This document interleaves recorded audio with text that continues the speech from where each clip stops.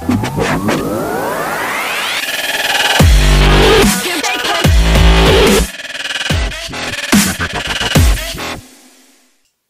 up, everybody? Welcome to S.W.A.T MMA, that's smoking weed and talking mixed martial arts. This is episode number 60. I'm here with my buddy Paul. What up?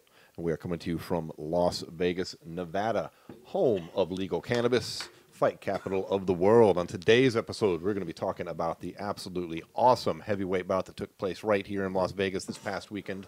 Wilder versus Fury 2. We're going to be taking a look at the UFC event that was a little bit overshadowed, but still took place in Auckland, that had a great main event as well. We're going to take a look ahead to the upcoming Flyweight title fight. We've got a vacant title in the UFC Flyweight division. We're going to have Joey Benavidez versus Deontay Figueiredo.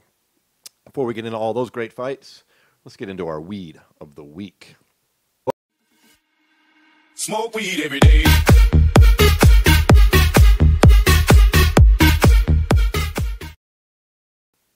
Tell you what, folks, we don't have much change in this week's weed of the week. We are still smoking on that fine purple punch. In fact, that shit was so good, we went out and bought more, didn't we, Paul? Absolutely. We got this big fat bong smoking away because there's a bunch of keef, right? If you're watching on video, that's what's smoking away. I'm going to hit that. Since we don't have much on the weed tip, let's just dive right into the heavyweight bout this weekend. How can we avoid what was... There is nothing to avoid. What was probably the most important boxing match in the heavyweight division in, what, since Tyson Holyfield? Yeah. Back then? No, maybe not that far, but it's been years. Been a while. Fury Klitschko? Sorta. I don't know. Ish. Even that was... Yeah, I don't know. It was a great fight. Well, folks, if you've somehow missed it, Tyson Fury won by TKO in the seventh round. Deontay Wilder's corner threw in the towel, and it was an ass whooping start to finish. Yeah. Not just that round, but all 7 rounds. Well, let's just look at it this way. Tyson Fury and Deontay Wilder have now spent 19 rounds in the ring together. Yes. And Deontay Wilder has only won 2 of them. Maybe 3, depending on who you ask. You know, there was some very interesting discussions prior to this fight, and one of the ones I really liked was the roundtable debate that saw John Fury with Paulie Malignaggi, David Hay, and a couple other analysts. It was a very interesting discussion, and during that, which took place, you know, a couple weeks before the fight, or roughly around then, John made several predictions about that fight, and he said that his son was going to come in there and he was going to bully Deontay Wilder, and he was going to knock him out in the 8th or 9th round, and everyone basically thought he was fucking nuts. Yeah. And that's exactly what happened. Yeah. I want to bring something up that's been kind of overlooked and kind of been seen as one of Tyson's pitfalls in that fight when it really wasn't. A lot of people are making a lot of noise about his weight. Well, I just want to the increase between the first fight and the second fight. I just want to kind of bring something up. Tyson Fury has now brought in a nutritionist for the first time in his career for this last fight, and he didn't not take this seriously. People are thinking because he came in at 275 pounds that he wasn't taking this seriously, but it's actually the contrary. He brought a nutritionist in that made it sure that he lost a little bit more of that belly fat that he was carrying around, and then put on muscle on top of that. Exactly, Paul. So the fact of the matter is it where people were thinking, oh, because he didn't take his shirt off at the weigh-ins and shit like that. But he came in looking in much better shape than he's looked in the first fight. People were thinking because he was heavier, he must have just gone back to being fat again. And quite the contrary, he's added some muscle. Yeah. He trimmed the fat off over these couple of years on his comeback. You know, if you somehow missed out on hearing it, folks, he was weighing 400 pounds. Yeah. Battled severe depression, was going to kill himself, ballooned his weight up, went crazy. Now he's back, and the first time he fought Deontay was his 3rd fight back. Yeah. And that's another thing his father was pointing out in this roundtable is that his son then was soft. He said you could poke him like a pillow. Like he still had body fat and saggy skin, and now. Well, and I think that's another thing. When another pitfall people were talking about that he had changed his camp. In reality, the way this camp handled this fight is a large reason for the reason he won this fight. Well, sure. He looked at the fact that he did outbox Wilder in the first fight, and he walked away with a draw. Yeah. And this time he went in there and bullied that motherfucker. And let's just think about it this way, just for a second. A lot of people say you don't do that to Deontay Wilder, and that's a bad game plan because Deontay Wilder will catch you coming in. It depends on who you are. Yeah, exactly. But I think that actually it's the contrary.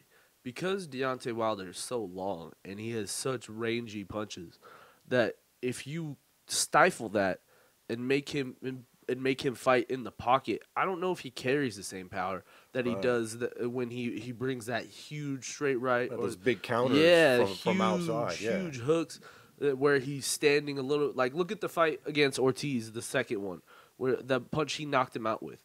He was fucking half the other side of the ring away from him. Mm-hmm. You know, like, exactly. So I think Wilder's biggest punch, and even look in the Fury fight the first time. The first time, what did he knock him out with? A step-in hook is what he did. He fucking stepped in. He was coming from the outside, stepped in, and caught him right on the temple, put him down. And, you know, and it's weird that people think, I don't know, everyone was just saying Tyson was going to get killed in there. Yeah, people were sleeping on him, which Yeah. I didn't really understand. But I wish I would have put some money on it, dude. Fucking, it was plus 450 for Tyson in a knockout. That's absurd. Yeah. God damn. I'd listen to John Fury's. It's easy to write John Fury's statements off because he's his dad, and so you know he comes in with that parent bias. But he was dead on correct. Yeah, 100%. And, you know, he's with a solid team with a great lineage. I mean, the Crunk Gym, Sugar Hill Steward. Yeah. It's Emmanuel Steward's. It's not his son. His nephew. Yeah. Yeah, I mean, that's your boxing coaching pedigree doesn't get much better than that. That gym's tough as fuck. Brought in Stitch Duran as his cut man. Even though his cut man in the first fight, or the second fight back, was really, really saved him in the wall. Was it the Wallen? The Wallen fight, yeah. Saved him. Waylon Wallen. Yeah, I don't know. But saved him in that fight, but still kind of got let go and brought in Stitch Duran because I think Tyson really looked at this fight and thought, I have to bring in the best of the best in every facet of the game. And you know there had to be some amount of concern about that cut getting opened up again at some point in the fight. And you want to have the absolute best cut man in all of combat sports, which is without a doubt Stitch Duran. Yeah. Which is just a quick aside. I still can't believe they kicked that motherfucker out of the UFC. What the kind of? I can't believe he's never come back. I mean, it's not on him; it's on them. It's idiotic. Idiotic. But anyways, he was the best. He was there. I do like how things seem to be amicable between Fury and Ben Davison. There doesn't seem to be any ill will there since he switched Fury it up. even said on multiple occasions he misses his energy in the camp. And Davison was... Which maybe means that he could come back in some smaller role. Well, he was tweeting all about the fight and congrats to Fury and all kinds of stuff. And I got to say, like, who was it? Was it MMA Mania's website? They wrote this big article, and they kept calling him Ben David with a D, son, like repeatedly through the whole damn article. I was so dude, annoyed. at least learn the guy. Like I tweeted at him too. I'm like, man, y'all Google. If you go on his Twitter, his name is Davis, son. Y'all. Yeah. Like, come on.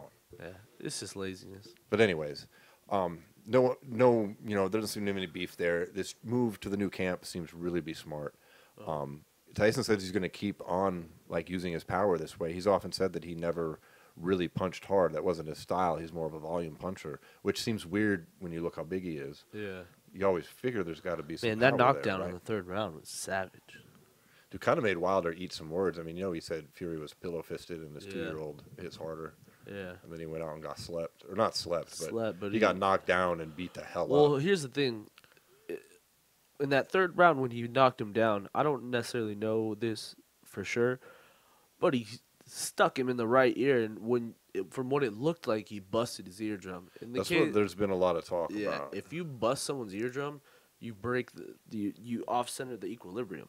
So if you think about it, everyone was talking about, oh, Wilder just didn't look right. Why was he just stumbling all over the place? Some people were saying it was fixed. I was like, what are you talking about? Like, that's crazy. Yeah, but people are like, how does someone just wobble around like that for 5 rounds? You have a busted eardrum. If you have a busted eardrum, steady blood coming out of his ear. Was which takes us to another thing in the 5th round when he's bleeding out of the ear and Tyson starts licking the side of his fucking face. How savage was that? You can see that on there's on video Twitter, footage of this, folks, if you're interested. But yeah, Tyson Fury literally licks the blood off of. So another thing Wilder's with that neck. knockdown though, so The punch to the ear was nice, but the body shot on the way down was even nicer, man. That's one thing that he was doing that was really offsetting Deontay.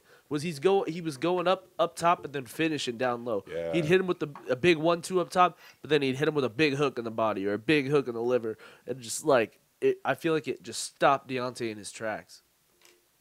It did, literally.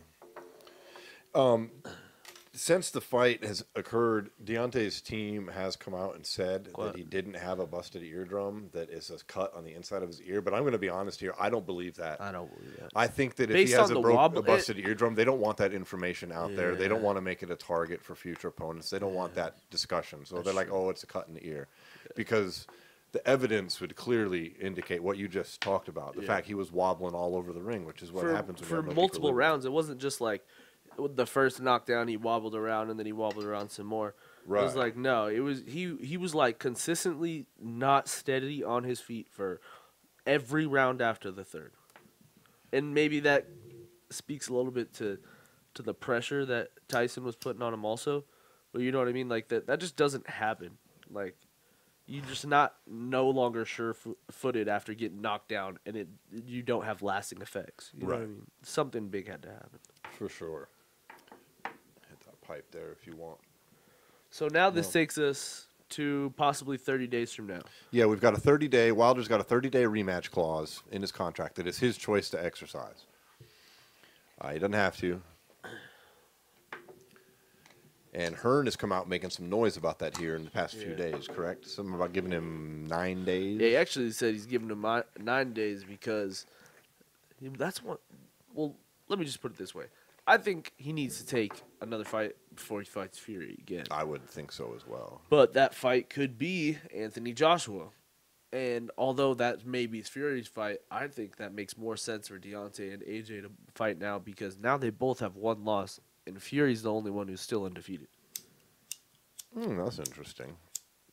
Although I'm guessing there's going to be a pretty big push to get these belts unified again, especially while two Brits are holding them. As beloved as Fury is over here in Vegas and in America, where he clearly has a large fan base, he is a Brit. Yeah. You know, Joshua's a Brit. I would really love to see the titles unified again. But I get what you're saying, though. Wilder, AJ would be an interesting fight.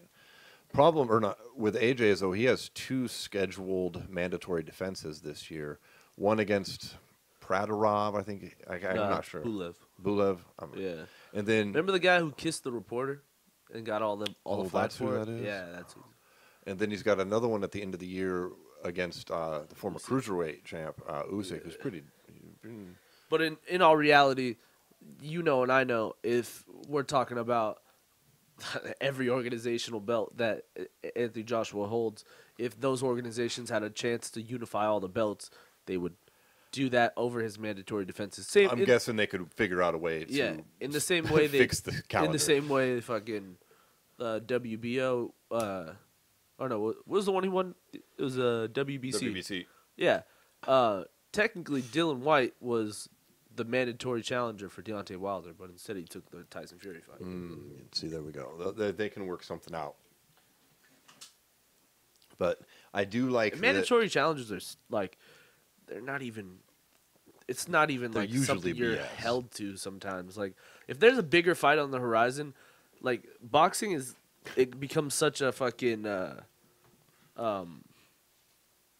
like they all sit there and auction off these fights pretty much. You know what I'm saying? Yeah, they bid on the fights. They bid on the fights, and everybody gets a piece. So if the WBC feels like they're getting a much larger piece of Wilder Fury than they're getting of Fury versus or let's just say fucking the fight before that, then they're getting a whole lot more money for that fight they got on Saturday than they got for when he fought Dominic Brazil. Or when he fought Ortiz the second time. You know what I mean? Where money talks in boxing. I think that the Wilder Fury 3 fight isn't going to be next either way. I don't think there's going to be much clamoring for that. And if I'm Wilder, I want a minute. Because this second fight puts that first fight in a different light. It kind of cements the Tyson won the first fight talk. Yeah. You know, But if I'm him, I want to regroup for a second there. But you don't want to go out and get beat again. in the same breath, boxing is a fickle sport, and if he steps out of the spotlight, fights a couple nobodies, and Tyson Fury goes on and beats AJ, will everybody be clamoring for the third fight as much? Probably not. See, well, it depends if he goes out and lays waste to a couple people while fucking Fury's over there unifying titles, and then they have the rematch for all the belts. That's the thing, though. With other challengers around like Usyk and Pulev and Joseph Parker and a lot of those guys that are on that like second tier but are still dangerous, they can see what Tyson did and possibly try to execute a similar game plan, and will really get into a situation.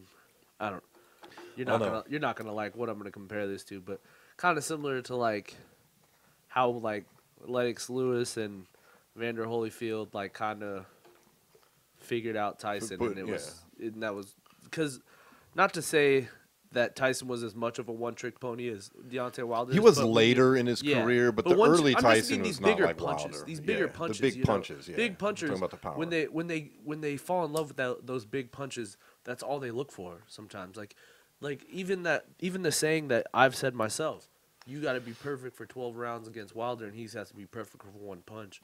That's to a detriment to himself at the same time, because there's a lot of fights he's been in where people have questioned his abilities because he's down 4 or 5 rounds on the cards and he just puts an end to the night. Yeah. Like, a lot of people still feel like Ortiz is generally a better boxer than Wilder, because if you really look at it, if we're looking at take away the 2 knockouts, looking at round by round by round by round, Ortiz outboxed him in both fights. For sure. Wilder was just able to put him away, and where Ortiz couldn't put Wilder away. Yeah. So the question becomes how long is he going to have that power? That's my question. Because now, we talked a little bit about it in our last show. Now Wilder's 34 years old. When he fights Fury again, he'll be 35. Fury's still be young. Fury's still be 30, 31 the most. Well, I think Fury's 31 right now. No, he's 30. Is he? Yeah. Oh, okay. So the question becomes, how long? Because so if we're going to use his excuses, he's coming in with injuries again. Are these injuries happening because he was a football player for 20 years and a boxer for 10? You know what I'm saying? Like, how long is his body going to hold up? If he's getting all these injuries and coming in if we're going to take his excuses for face value, he's supposedly came into his last fight with a broken arm. Like, he's fucking broken ribs. He keeps coming into these fights with injuries that he's talking about. Taking at face value. And he's fucking 34 years old. Yeah. So the question really becomes is how long will his body and power hold up?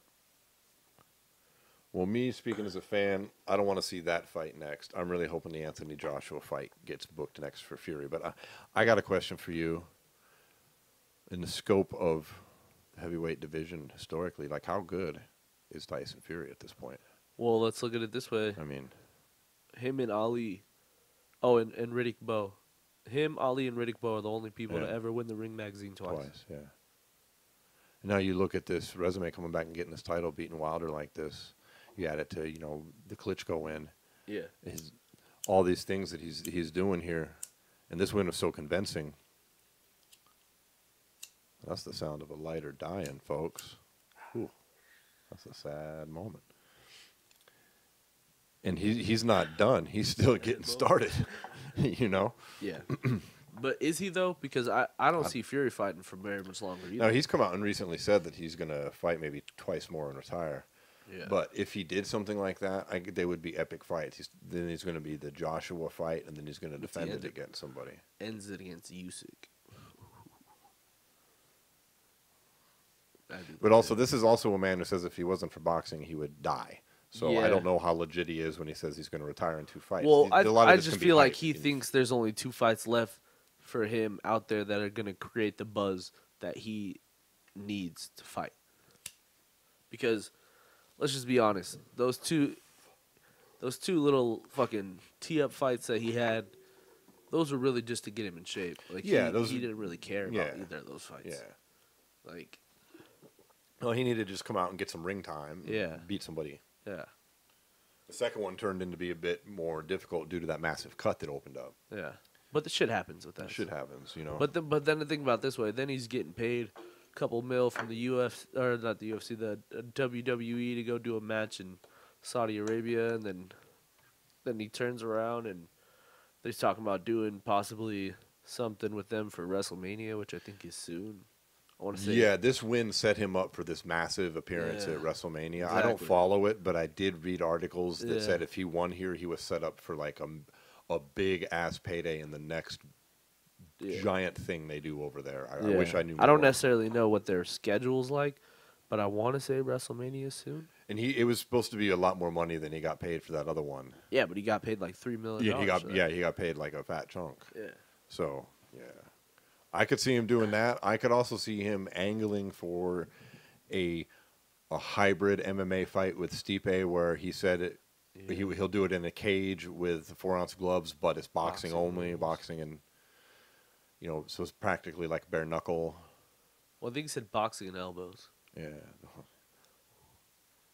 Man, I bet he's got a nasty elbow.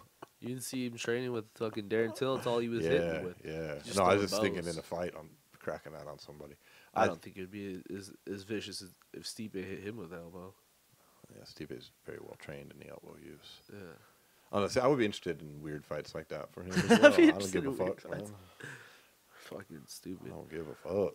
I'm Yeah, a big, Eddie Hearn. Fury So, fan, man. like we were saying a little bit early, though, Eddie Hearn has kind of put the fire under both these fighters' asses because now he said that in 9 days from now they will go into negotiations for the Pulev fight.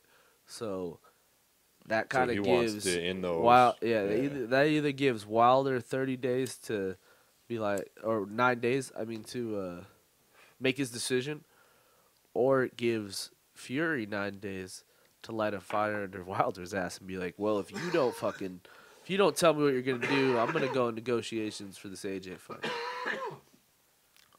Man, I would just love to have a unified heavyweight champion, especially if it's Yeah. Tyson Fury. Here's the Holy thing, though. shit. Here's the thing.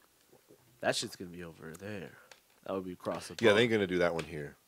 But I get that. It's 2 UK fighters. You But should then do it there. Do it Eddie at Hearn was Wembley. also saying that he's already talked to people in Saudi Arabia that said they want that fight there. Or do it there. I don't give a fuck. It'd be a lot bigger than that fucking Joshua Ruiz too. Have we heard anything from Andy Ruiz? Is he come Yeah, he's out? Does supposed he to have a be fighting fight? Ortiz. I hope he takes it serious.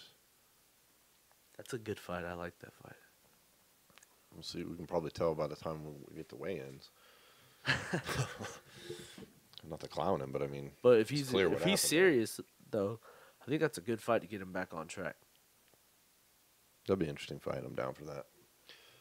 Ortiz is no joke, but he's 176 years old, so Right.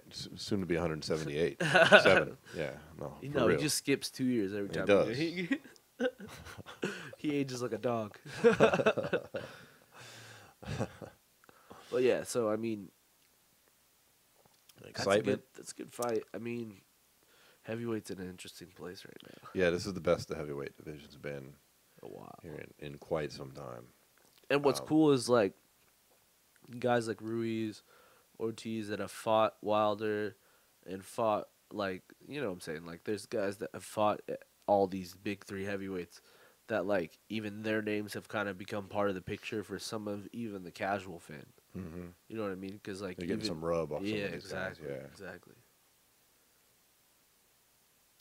Well, we got a UFC event that actually happened that same night. What was cool about it though is it was earlier, so Yeah, it was nice to be able to watch the Lined up UFC perfect. first and then watch the Fury fight. Yep. But I mean, that probably wraps up the boxing. I'll just end my thoughts on the fact I was a Fury fan before this, and I'm really excited, man. I think the heavyweight division it's in a good place. it's kind of like MMA when Conor is active and winning. It's good for the sport, and I think Tyson Fury is good for the sport of boxing, and him being active and winning will be exciting. He's a character, he's a performer, and he's got mad skills to back it up. Yeah. So I second that. Well, there was some UFC action all the way over in Auckland, New Zealand, which was not headlined by Izzy. No.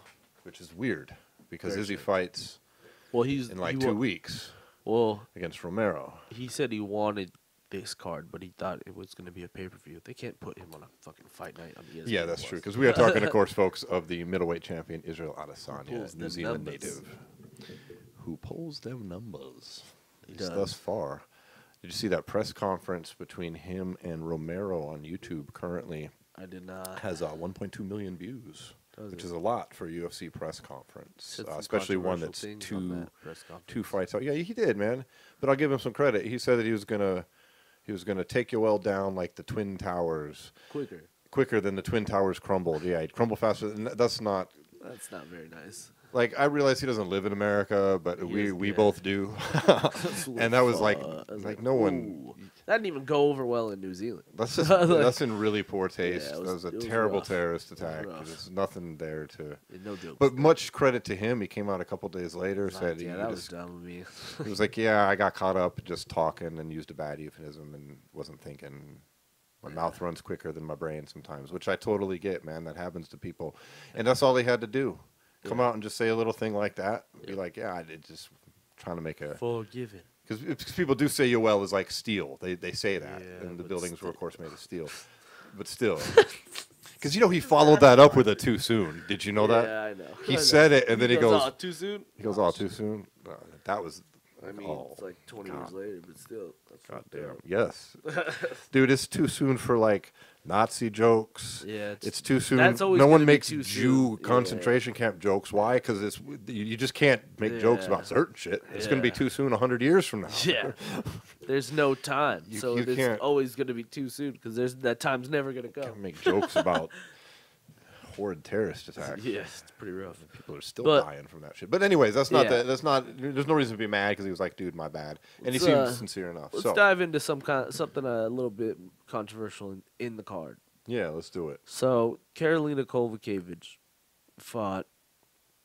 I don't know how to say her name. What's her name? I don't know either. Jean? Yeah, I don't want to butcher it. I think it's Xian or something like that. Like no offense to her. I had never heard of her before this fight either, but she's clearly a talented fighter. Yeah, she's a savage. And what you're about to bring up ties into the Wilder Fury fight, actually, doesn't it? Absolutely. Yeah. So she got demolished. Karolina did. Karolina got demolished. It was first bad. First round is beat down. We find out later she got a broken orbital bone in the first round. And she was very emotional on her, I think it was Instagram or Twitter video that she put out, saying that this is the first fight in her UFC career she can sit here and tell everyone, all of her fans, that she's not okay, that she something is she super got fucked up. Yeah, so the question becomes is like, should the corner have thrown in the towel? Because after the second round, her orbital was busted. She told them. Well, yeah. She said she could see double and triple. And here's the thing. As a corner, it's not your job to ask, do you want to continue? Of course they want to continue. She's a fighter. She wants to fucking go. Just like Deontay. His corner threw in the towel, and he was like, why'd you do that? Don't do that, yeah. Well... Because, man. I fucking care. Because otherwise you would have got done like Karolina got done, which was take massive amounts of fucking punches that let's are just put it unnecessary. this way. Headed into the third round, she put her hands up. And what did she do? She had her hand that should be blocking her chin, literally open hand covering her eye for her. Like so she could see out of one eye and see what was going on. Yeah, it was really unbelievable, bad. dude. It was really bad. And I thought I was go. thinking as a referee as well, if I seen that, I probably would stop it. Yeah, I think less of the onus falls on the referee, but the corner. What are you guys doing? It's not unprecedented to throw in the towel in MMA fights. It used to happen in early UFC events, like 1 through 10. It happened frequently, and now there's just really one team. Who is it?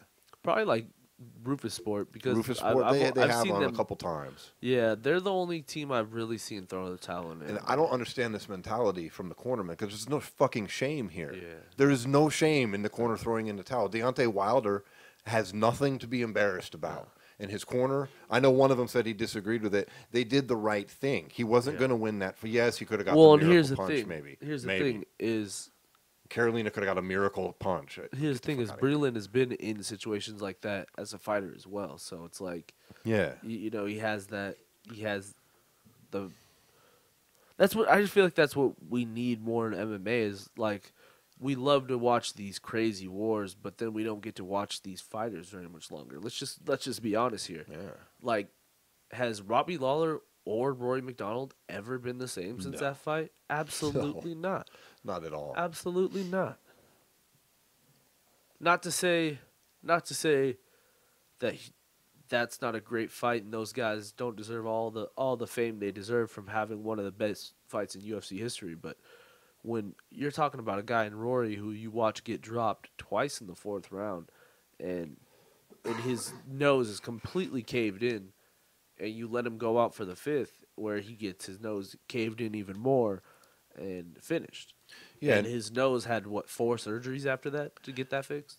And if you're listening and wondering, like, well, can't the fighter just quit? I mean, okay, yes, that is an option, but you have to understand the fighter's mentality. Yeah. And if you want a good example of any competitor would not quit in that situation. Let's just be honest. Look at the most famous quitter of all time, Roberto Duran, sitting on a stool saying no mas. He still gets shit for that all these years later. But if his corner had simply thrown in the towel instead, it'd be just fine, and it's the exact same result. And fighters look at that, and they know that. And it doesn't matter now if you look back and think he did the right thing or not. I'm saying he caught flack for fucking decades for that shit. Yeah. And fighters see that. They know they can't go out there and fucking quit. And you can't have the mentality of getting in a cage and kicking somebody's ass while at the same time going, that's it, I can't do it no more. Let's just be honest. And that's across sports. Let's just be honest. When you go into the football playoffs, how many guys are injured? 90% of most rosters. When you go into the NBA playoffs, how many people are injured? Most of your roster. Everybody's injured. Everybody's hurt. Everybody's this. Everybody's that. It's not on the fighter to sit there and tell themselves, I can't do this. No, that's why you have cornermen. Exactly. And the same thing in football. When a guy gets lit up, what happens? The trainers come on the field and evaluate him and decide whether or not he can continue to play the game. You know what I'm saying? And it comes down to these cornermen have to start looking at this more. I don't understand. They have to have their fighter's career more in mind than their fighter does. Yes, they need to take a page out of boxing, for fuck's sake. Yeah. And realize that there is no shame in throwing in the. And it doesn't matter if their fighter gets mad at them. You win some, you lose some. But here's the thing: when you lose some, you want to have the opportunity to come back and maybe right those wrongs a few months later. Yes. When you win some, lose some, and you're getting your fucking ass kicked and losing fucking paper thin decisions, but you're taking so much damage, you will never get the rematch because you're so damaged. You're gonna go in there against a lesser fighter in your next fight and get finished because you're just not the same fighter mentally, and just your body changes after fights like that. Your body, your brain changes, your mentality changes. Like, people like to think that like your chin like is indestructible forever, but let's just be honest. No. What happened to guys like Chuck Liddell and guys like that in the UFC, Luke Rockhold, in boxing, fucking countless guys, fucking Gotti. When the chin goes, it goes, man. There's so many guys. So it's like your brain knows when you're in those crazy situations where it knows it's going to take a bunch of damage. Instead of taking damage as a defense mechanism, it just shuts off. So that's why you see all these guys getting knocked out so many times later in their careers, because their brain has set up a defense mechanism to stop them from enduring so much damage over so much time that just shuts off. It's like, all right, well, we'll get out of this. Okay. You know what I'm saying? So it's like, there's a fucking finite number. No one knows it, and no one will ever know it, of punches or fucking kicks or knees or blows to the head that your brain just simply will not take anymore after a certain number. Yeah. And if you're a corner, it's your job to make sure your fighter hits that number a whole lot later than other fighters. Yeah. And they 100% should have thrown in the towel for Carolina. And Carolina's corner failed her. They did 100%. You can't blame her. She's tough as fuck, dude. Tough as fuck. You get out there, you stay in a fight, 2 more rounds with a busted orbital, where you're literally holding one hand over your eye to just try and see. Can't do it. When and that girl she was fighting was a beast. Let's just be honest. Dan Hooker's on the fucking commentating table saying that they need to stop this. Yeah. if he's able to sit there and say they need to stop this, why are you as a cornerman who should be the one who cares about your fighter the most unable to sit there and say, man, this needs to stop? No, they think they There did was her a no favor, way of but her winning that fight. No. There's no way. 2 rounds to none and her orbital's broken. What does she need to go into the 3rd round and take that damage from? Right, they know she can't see straight. They know she's seeing double, triple. And that's really goes back to boxing as well, is these cornermen know that, hey, we're down 7 rounds to none, pretty much in that Wilder's fight. With nothing and looking Wilder good at can't all. stand up straight. Nothing about Wilder. Let's looks get good. out of here, Yeah. and we'll run it back. You know, if we need to, we'll run it back in 6 months. And we'll make sure our fighter is able to run it back. Yeah, Not going to go another 6 rounds of getting pummeled by a 275-pound, 6'9" angry man. Yeah. So, I know I'm harping on this, but I'm really upset with Carolina's corner. No, me too. She did not. It was egregious in my mind. And let's just be honest, she's not necessarily UFC level anymore. No, this is her 4th loss in a row. She hasn't evolved in her already- fighting. She and hit she her already peak, hit- and then she tumbled pretty quick. And she also is already technically retired in her career and came back. Yeah, and it's no shame to her. She had a nice run. She's a talented fighter. She fought for the belt. She fought for the belt. Had a hell of a And she's fight with Joanna. clearly- Even that. Let's just look at that, man. Yeah, she got even fucked up in that she got fight. fucked up in that fight. Joanna chewed Like, her up and spit her Yeah, out. let's just man. be honest here. Like, She hasn't really been as the a same since corner, that you fight. got to be able to stop Clearly. fights like that. Yeah, And they're failing her, man. and it's I think she should just. she should move on. retire. Yeah. You don't need to take any more damage, man. She's Yeah.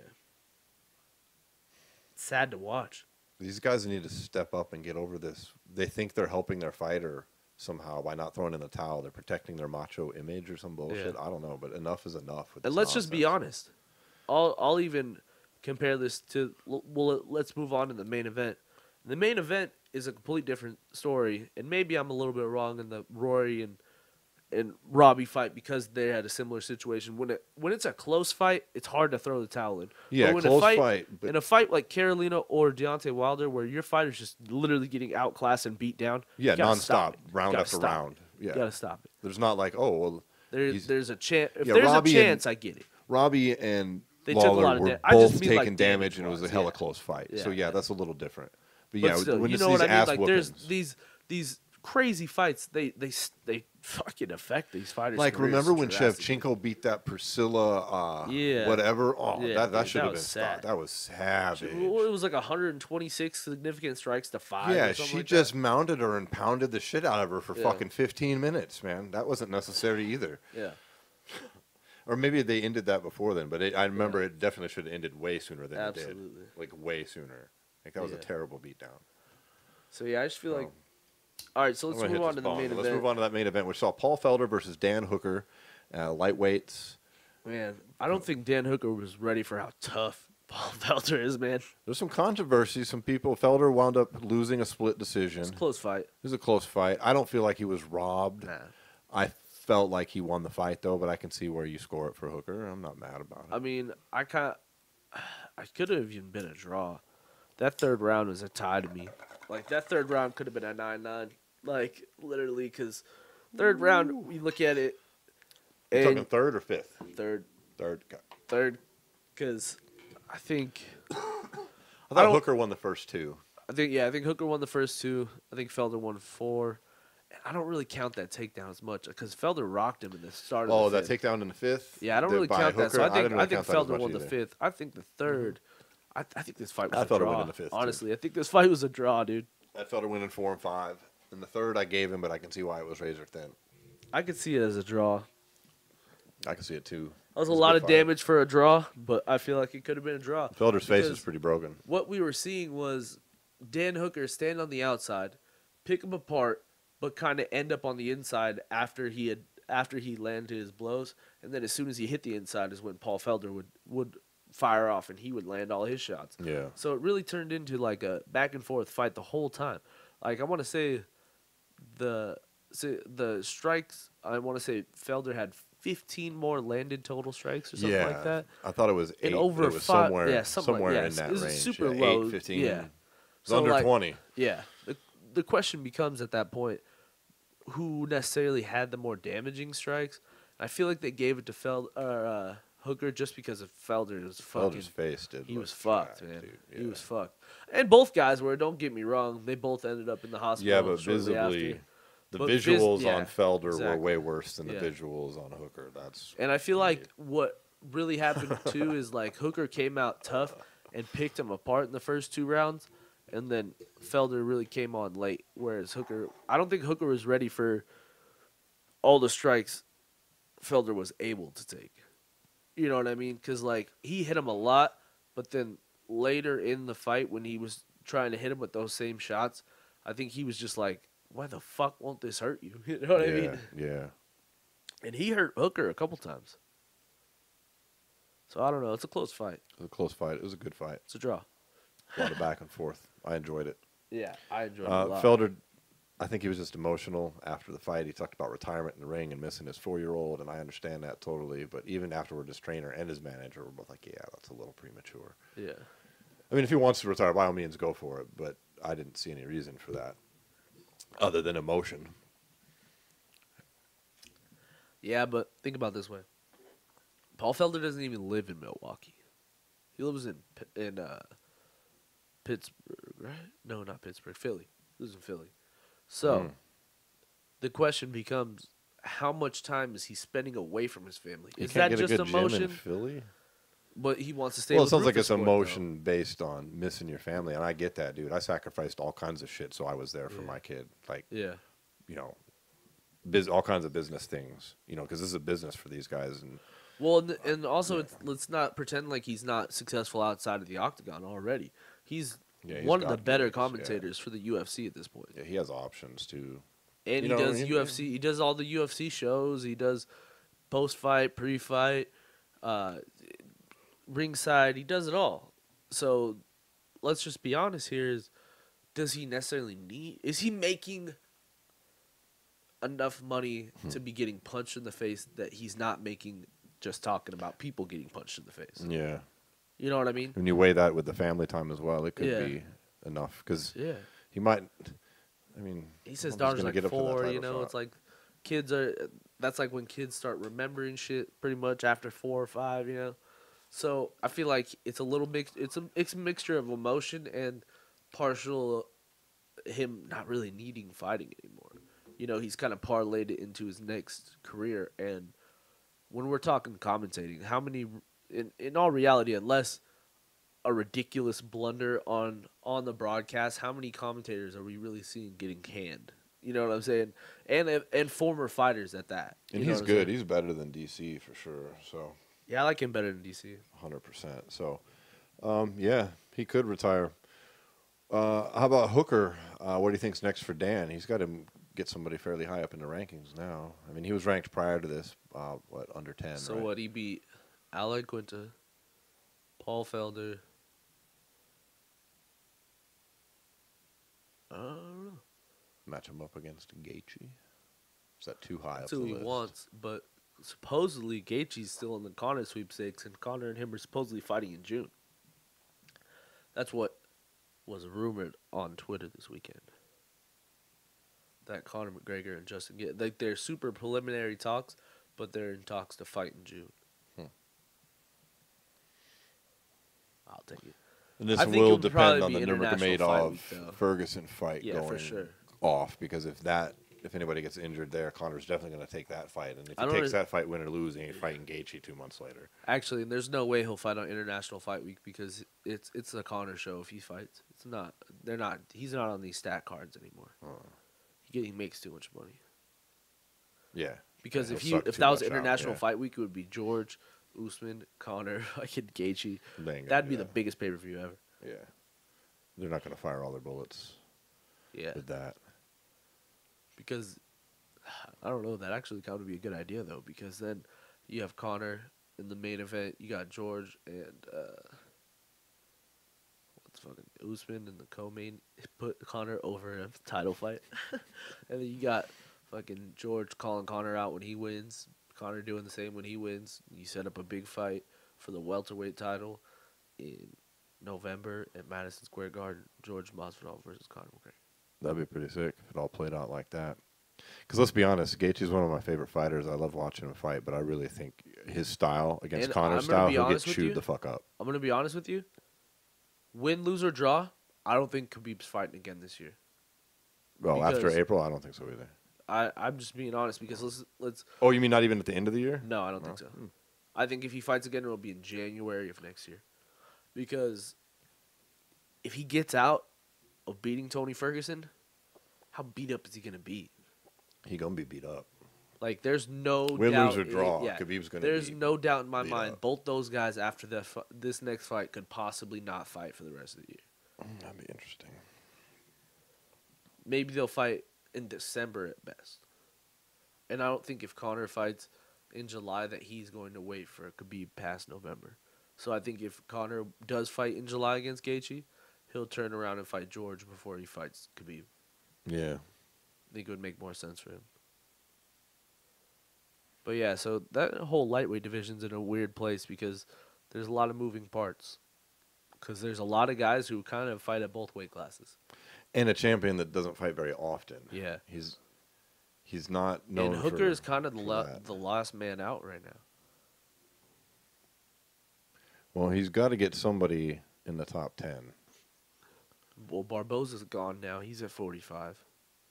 Yeah, that's weird. You got Cowboys coming off a loss. I don't think he'll take Hooker. I don't think.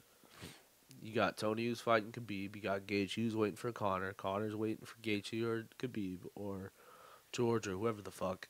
And then you got Dustin Poirier who supposedly is fighting Ally Quinta in May. That's what the Twitter beef was started. So maybe Dan Hooker finds some way to. Well, no, because now he's not going to fight for 6 months, 4 months. He's Yeah. not. He got beat up. Yeah, he's definitely going to be on suspension. It's going to for a take some while. time. So He's going to have to take some time and see what shakes out. I think it's honestly. best for him to take some time, Yeah. actually, because if Al and Dustin Poirier fight, I think that the winner of that or the loser of that could fight Dan next. Well, no, I don't think he'll fight Al again. I just feel like if Poirier loses to Al, he maybe could fight Dan Hooker. I don't think Dan Hooker has the star power to really fight Dustin Poirier yet. Not yet. He can get there. He's good. I don't really think Al does either. I don't know how Al's going to get this fight. Maybe Dan Hooker would fight Kevin Lee. But Kevin Lee is fighting in a couple weeks as well. Yeah, he sure is. Oliveira. I don't think Kevin Lee is going to punch down to Dan Hooker either, though. So I don't know. This lightweight division's weird because it's a big mixture of like young guys and old guys, and like some older guys that have a lot of status. You know what I mean? Yeah. Like, I hit this like just bowl. based on, and that's unfortunate in fighting. Like a lot of guys feel like because of what they've done in their career, they have no reason to fight some of these younger guys. It's like whatever, dude. I've done so much more than you've done in this company that I'll fight whoever the fuck I say I fight. And I hate that mentality. Because I feel like Dustin Poirier kind of has that now.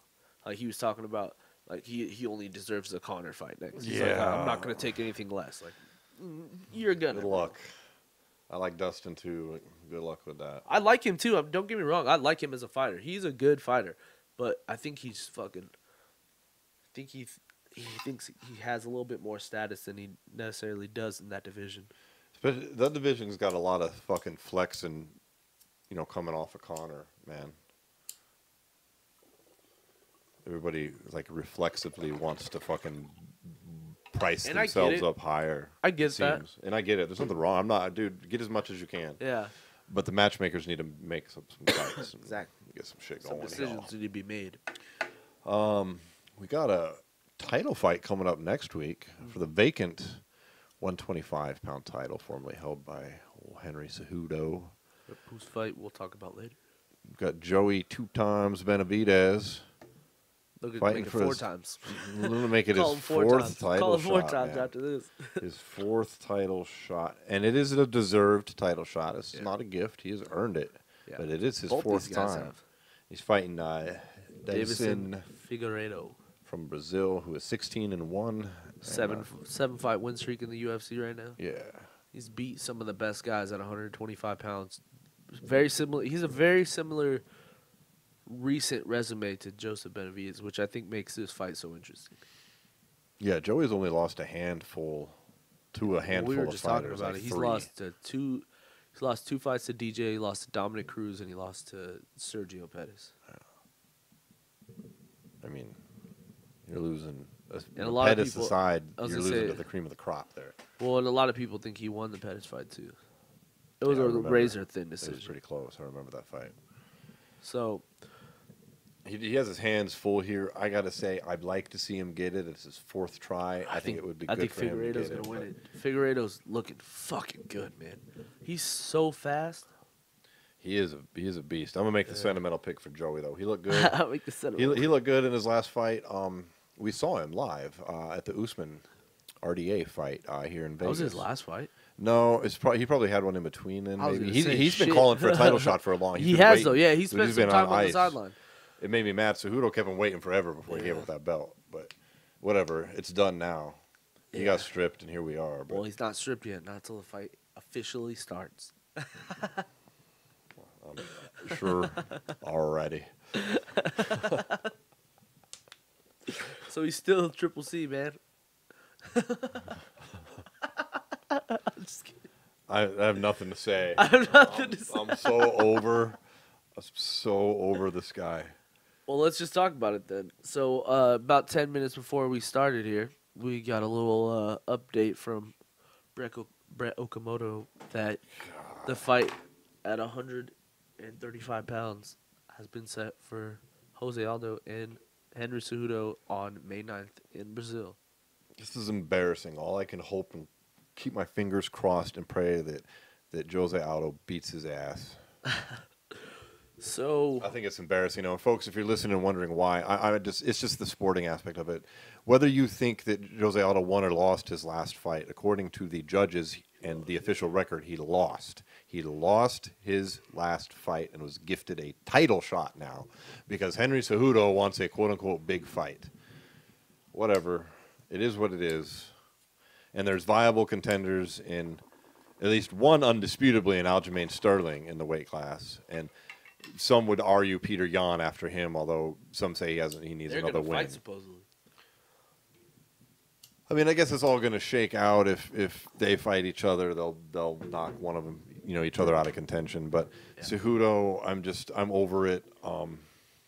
It's just his personality and shit he said this past weekend about calling McGregor a terrorist or something. It was just absurd. Like he's managed by Ali, and you're going to call somebody else a terrorist? Like that's just so crazy to me. Yeah.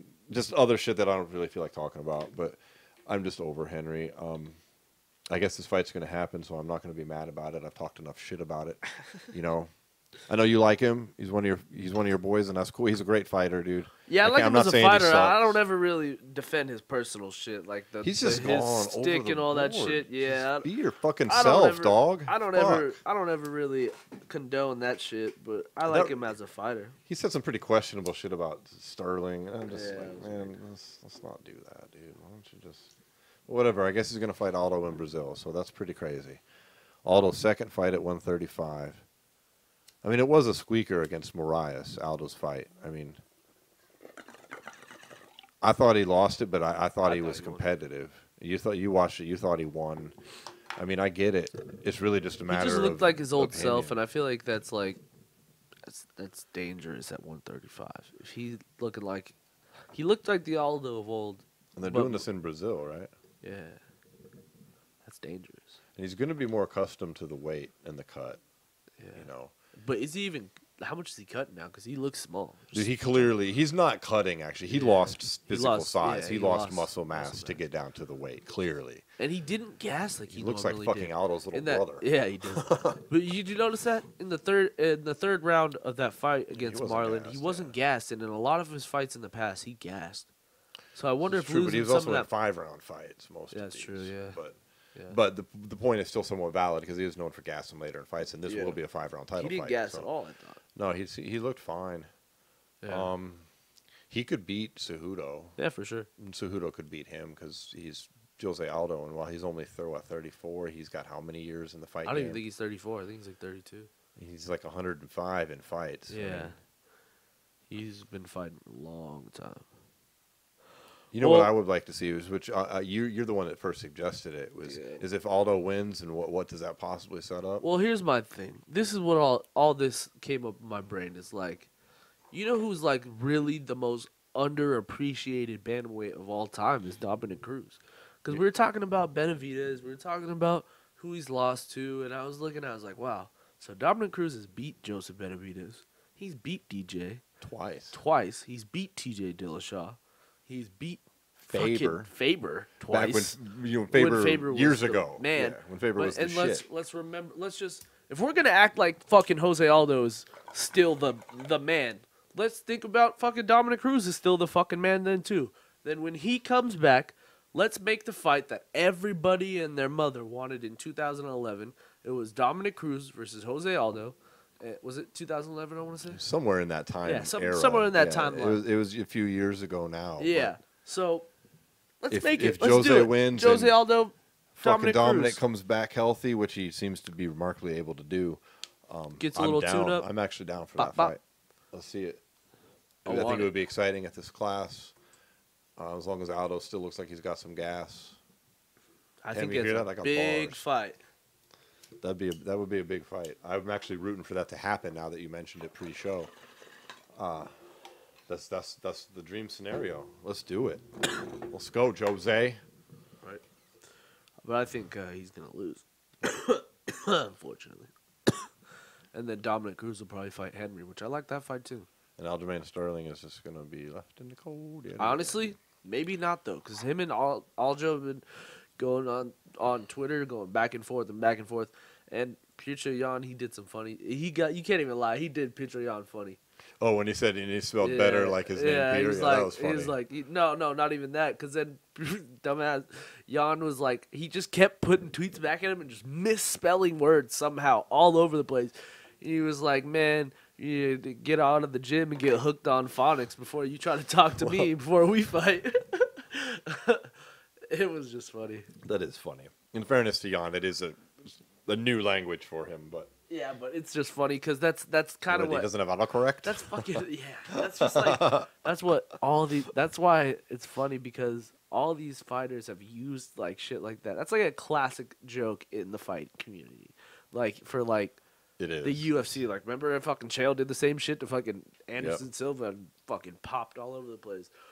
I feel like a lot of these shticks are a lot of like old shit Chael did and just do it again. Like Colby Covington is Chael 2.0. Oh yeah, like Chael 2.0, but just decided to be like the Trump supporter guy. Yeah, like, he decided to create a different take the Trump character. Thing out of it. Take the Trump thing out of it. Before Trump was president and shit, and he was just like Colby Covington, the asshole. Like when he got hit with the boomerang and shit. Yeah, and he was fucking like giving movie spoilers on fucking exactly on Twitter. Yeah, so it's like he's just like Chael 2.0. So it's like, and I feel like Henry's trying to do the same thing, but it just didn't take off for him. He's so well. crazy. Here's the thing: it's because he's not following the Chael recipe, where it's like, don't give a shit what people say and just do what you're gonna do. Henry like reacts and shit, and then like he lets fucking homeboy take over his account too and put shit out. Fucking Ali and like it's. Well, you know what the more successful character guys do, like, and I think Chael did this, and I clearly think Conor does this, is they take their own personality, but then they just amp it up times like 10 or 100. That's kind of you know what I mean. Yeah, that's kind of what Colby's doing. And Colby too, you know, but Cejudo just seems that's just not him. Like that's the thing. This though, guy, he's trying to be something. That's the bad part about Henry and fucking Colby is they were in the UFC for multiple fights prior and were very, very, very respectful and even too nice at some points. I totally liked Cejudo, but in the lead up to the DJ fight, DJ fight, remember they did the crazy documentary piece on him about how like he's one of like 4 kids or something like that, and he's like got a single mom, and dude, like he's from Arizona and all that shit. Literally his act. It was great, but then he got fucking knocked out, and it was all over after that. When DJ just beat the shit out of him in 35 seconds, it was like, that sucked. Who wants to see that again? So he created this stupid shtick to fucking get people to want to see him fight because no one wanted to watch him fight when they had the feel-good story, you know? It sucks because it's just not who everyone knows he's so fake, man. It's just fake. It's hella fake. That's why I like guys like Schaub and Rogan who call fake. it out and go like, yeah, I actually know him personally. He's actually a really good guy. Like, I like that because it like sometimes like Colby now kind of pulls the curtain back sometimes. Yeah. But like Henry's fucking stupid. He with both those guys. Like, god damn it. I Played hate it the wrong, shticks they're man. playing. Played it wrong. But we'll Even see. Colby fucking came back out of the fucking darkness recently He did. with a lot of I excuses saw that interview though. on Ariel. Yeah. A lot of excuses. He thinks the fight in July is not going to happen. Yeah. He thinks Masvidal's going to price himself out. Yeah, and he says that he'll be there ready in July to fight Usman again. I wouldn't hate that either. That was a close fight as well, right up to the end. So, There's a couple rematches we might see here pretty soon because like that fight's on the table. I wouldn't mind seeing Reyes and John run it back because I just don't think Jan has enough for John to really. I'd like to see Jan in between, personally. I'd like to see so? Reyes, John Jones again as well, just not immediate. I'd like at least one fight. Maybe not for Reyes. If Reyes don't want to fight again, whatever. But Yeah. I think Jones should. That's just my opinion. I just don't think Jan's got much for him. No, I don't think it'll win. But I think it'll go very similar to the Gustafsson fight because Gustafsson did that to Jan twice. yeah, Didn't they fight twice. 3 times? I think he won. I think only they fought twice. 3 times or twice or 3 times. But either way, Jan was not competitive in either fight. So No. and then like he got KO'd by Thiago Santos 3 fights ago too. So it's like John's not really knocking anyone out these days. John Jones? Yeah. No. But I think he just would beat him for 5 rounds. I was watching old John Jones recently, man. John's not as nasty as he used to be, man. Not at all. Bro, I was watching when he fought. He was a mean fighter, dude. I was watching him fight Shogun.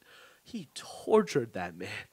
He tortured him. Like, even when he was on top and shit, like, he was sitting there putting his fucking hands all covering his mouth and his nose. Those and then big-ass just- goddamn and, like, hands. he wasn't throwing elbows. He was, like, just taking his elbow and, like, Yeah, he was, digging like, it in grinding his it in liver. his fucking It was shit. Ah. fucking savagery, dude. And, like, Shogun was just like, oh, like, you could see it. And he was just, like, trying to pop up. And we just don't see Jones do that anymore. He needs to go back to that. Yeah, he needs to get fucking mean and nasty again. He was grody, dude. He was so fucking nasty, man. Remember He how was so Rampage was just like talking Yeah. all dirty? He was Dude. all fucking fucked up my knee. And I think my knee's never been the same. Yeah. Yeah, well, Savagery, man. he don't do that no more. Or how about when he fucking standing guillotined fucking Leon Machida and then God, just dropped him like on a his head? sack of fucking God. potatoes, man. That was so savage. I miss those days. Honestly, I was hoping John would come out. I kind of wanted Corey to win that fight. I don't like Corey very much. Like, I don't dislike him either. I just feel like he's He's an idiot. blah. He's done stupid stuff like that shit he did with the Johnny Walker and like saying the UFC should release him because I just feel like he feels like he got knocked down to earth. But I kind of wanted him to win that fight just because, man, I just don't think Jan has it for John Jones. John Jones needs to come out and put on one of those emphatic performances, and Jan might be the guy he could do it against. He needs to come out and put an ass whooping Yeah. on somebody and sub, get a finish here, and people be like, ah, damn, all right. And then people say, all right, let's see this Reyes fight I can see again. it going very similar to Gus fight though. He's gonna go out there, probably hurt him on the feet with like leg kicks or something. So another one of these boring. Take him down and then just pound him into the mat. Yeah, we'll find out soon. Yep. All right. So one other title fight that was announced for June 9th. Got Joanne Calderwood fighting the most fucking active champion in the UFC, Valentina Shevchenko. Man, she just won. This will be your 3rd fight this year already. Yeah. Wow. Dude, I love JoJo. She's one of my favorite female fighters. Vegas, she's right here in town, trained to the Roxy over at Syndicate. She's going to get murked. Not in any shame of her skills. It's just Valentina is just too much, man. Valentina is too much. The only way that JoJo wins this fight is if Valentina somehow makes mental errors and comes out. But what does... But she has shown no signs of doing anything close to that. What does JoJo have that's going to stop Valentina, even if she comes out like she doesn't care? Has Shevchenko even made many mistakes in the fucking octagon? I mean, she got beat up by... I'm not saying she's perfect, but... She got beat up by Nunes a couple rounds. Yeah, the GOAT female fighter who's bigger and badder than her. Let's just be honest. Yeah. I mean, the day Amanda Nunes could get to 125 was maybe 15 years ago. Yeah. When she was a teenager. If she does carry a little bit of like weight at she's a little thick. So what if she just did a Jose Aldo and made 125? Oh, that'd be crazy. I don't know. And was a triple champ, the next Triple C. Don't say it. She'd be... Actually, she should be the true Triple C because he counts his Olympic medal. That somehow is an MMA accolade. True.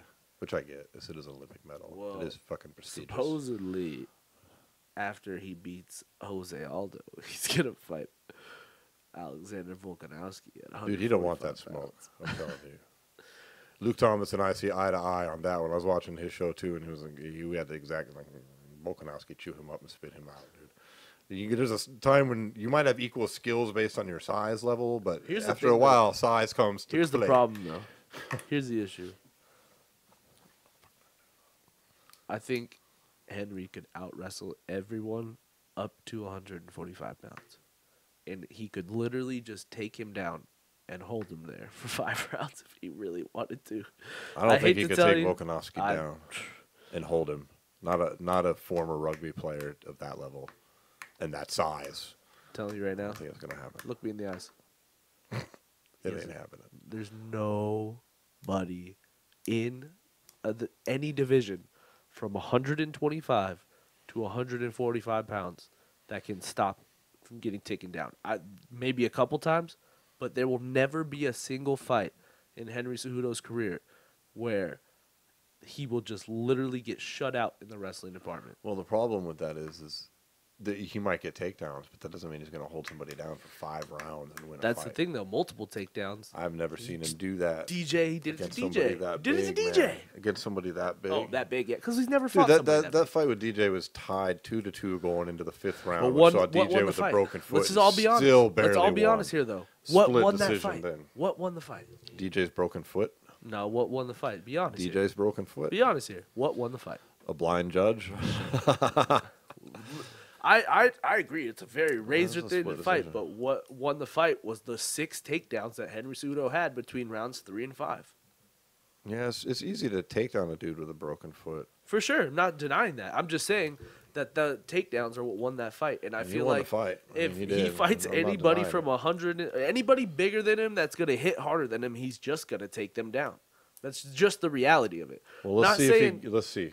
I'm just saying. I think that's Nutty Nutterson talk, but no, I'm not saying he's going to beat Volkanovski or anything. I'm just saying that if anybody tries to fight that's bigger than him, he's just going to wrestle them.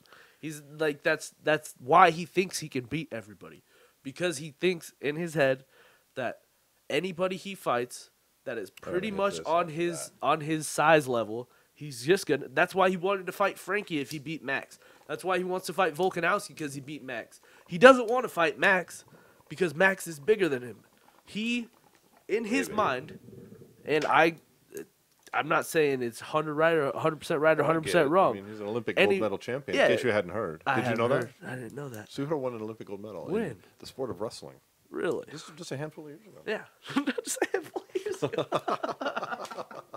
But you know what I'm saying, though? No, I get what you're saying. Anybody in his mind, anybody that has similar dimensions and size to him, he feels that he's going to have the ability to take them down, and they will not be able to stop it. Whether he holds them down or beats them up or does any of that shit aside, all he's going to try to do is take them down and hold them there. If he fights someone with better power, it's just really what we'll see. I guess when did this fight get announced for? March? May.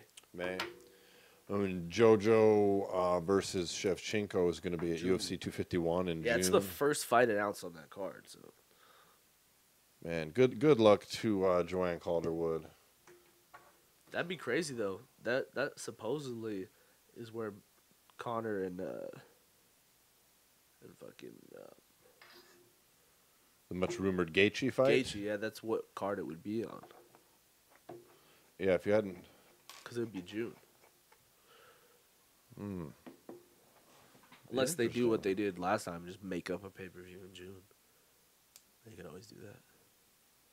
They always do that with Conor. There's like they can afford to just make up a double card and fill it with scrubs. And especially if, no offense to JoJo Calderwood and Valentina, but if there's 2 pay-per-views in 1 month, and one is headlined by Valentina Shevchenko and JoJo Calderwood, and one's headlined by Conor McGregor and Justin Gaethje. Yeah, we know what's going to happen there. Sorry, right? but I might have to buy the women's fight. No, I'm just kidding. But yeah, I just feel like the UFC is in a strange place right now, because now we're talking 2 different divisions where there are just weird championship fights going on. Like, the one with Cejudo's a weird one. The one in middleweight's a weird one. Lightweight, who the fuck's going to fight for the title next? Like, it's just weird. Right. Everything's weird. Even 205. Like, 205, I think, is a gridlock right now. Because now you got Anthony Smith coming back. Dominic Reyes more or less deserves the title shot again. Thiago Santos is able to fight soon. Then you also have Jan Blachowicz, who just beat Corey Anderson. Corey Anderson, who's in the mix. Johnny Walker just won his last fight. So where is I think he's scheduled for his next fight against someone he should beat. So the question becomes, what are you gonna do? Everyone loved how many great contenders we had at 205, but now every single one of them has some sort of claim to the title, and none of them have fought each other. Yeah, that is. So happening. like all these divisions, I feel like are in great spots, but somewhat gridlocked at the same time. And that's why I feel like a lot of these fights, like we were talking about earlier in the show, people are gonna have to stop with the whole "I'm too big to fight this person" thing. Yeah, for sure. Because we need to see a lot of really stacked, good ESPN Plus or ESPN regular ESPN fight nights with big fights. Because there's some big fights that are not necessarily title fights that need to happen soon. Especially at 170, 205, and 155. Yeah, for sure. Getting a lot of build up. Same thing as 70. Let's hope 70's that the same happens. thing. 70's the same way too. I was just gonna say. So a whole bunch of guys that haven't fought each other, except Usman's kind of fought them all, except Masvidal. Fitting. Yeah, the chump. Same thing with Jones. There's been the dominant champ thing is starting to come back. I feel. Got Jones, Shevchenko, Yep. Khabib, obviously, fucking Usman. There's been. I like it. Khabib's only had 2 defenses, but it just feels like he's so damn dominant No that one's he's close, not gonna be I taken hate out to say it, anytime it's just soon. like, no one's gonna beat him, dude. Unless someone comes, if he goes up, maybe. But Yeah. I just don't I really don't see know it either, anybody no. I think Tony Ferguson is maybe our best chance, Yeah. and I don't necessarily. Yeah, but you wouldn't see me putting any money on that. I want it to happen, I do too, but but I've got my doubts. me too, my friend. Me too. Shit. Well, I think that wraps up our show for today. I think so, folks. And I do want to say something real quick. We got about 35,000 or so listeners that tune into us on WBUZ 95. Our show is normally on Thursday nights, 8 p.m. Central Time, 9 p.m. Eastern, 6 p.m. out here on the West Coast. Station has been down for about the past 2 weeks. It's being restructured and rebuilt. There's going to be a relaunch of WBUZ 95 in about 10 days or so. So somewhere within our next episode or 2, we should be back up. Station should be running again with apparently a whole slew of new programming and a possible new boxing show coming from your friends Paul and Jarrod over here at S.W.A.T MMA. So you can normally catch us there at those times we said, but you can always find the podcast on iTunes. You can find it on Google Play. You can find it on pretty much any podcast outlet out there. Yep. And, of course, like Paul just said, video on YouTube. Yep. All the links you can find at SWATMMA.com, where you can go in there, click the gear button, buy a T-shirt, support the podcast. Yep. Let us know what you think in the comments. We're going to get smoking on this purple punch. See you, folks. Peace. Peace.